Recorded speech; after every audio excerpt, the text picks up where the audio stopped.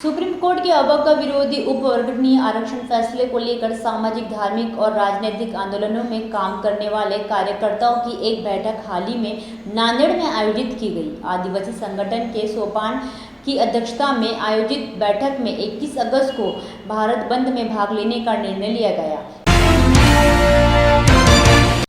मी engineer Bharatkumar कानिंदे। आज आम्ही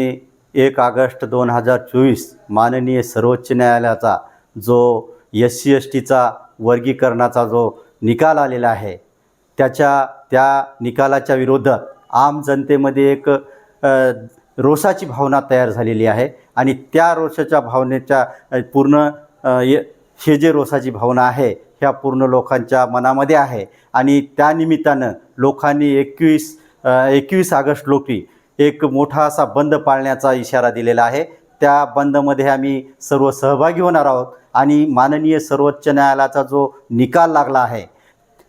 वर्गीकरणाचा त्याच्यामध्ये मंथन व्हावं म्हणून या ठिकाणी आम्ही बुद्धिवाद्यांची एक बैठक बोलवली आहे आणि या बुद्धिवाद्यांच्या बैठकीमध्ये जो काही निर्णय घेतला जाईल आणि जो काही मंथन होईल त्याच्यावर तोही मंथन होईल आणि 21 तारखेचा जो भारत बंद पुकार आहे त्याच्यामध्ये कशा प्रकारे नियोजन करता येईल ती नियोजनाची सुद्धा ही बैठक आहे आणि निश्चितच आम्ही या जो निर्णय आहे माननीय सर्वोच्च न्यायालयाचा त्याला आमचा विरोधच आहे आणि ते विरोध दर्शवण्यासाठी आम्ही या 21 ऑगस्टच्या भारत बंदमध्ये सहभागी होणार आहोत।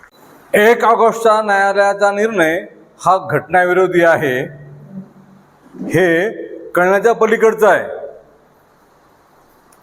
अनुसूचित जाती जमातीचा जो हक्क आहे तो घटनात्मक आहे आणि त्याला कोणीही हात लावणार नाही, परंतु इथल्या जातीवादी व्यवस्थेने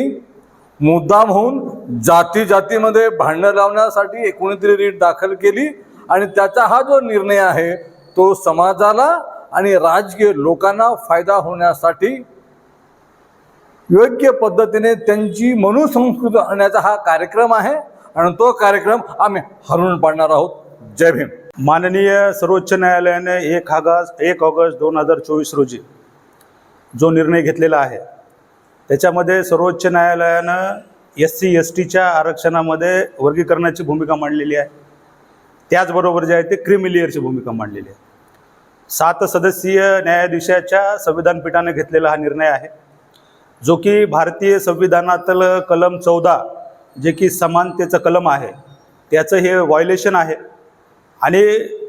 7 सदस्यांनी म्हणजे 7 सदस्यीय न्यायाधीशांनी घेतलेला जो काही निर्णय आहे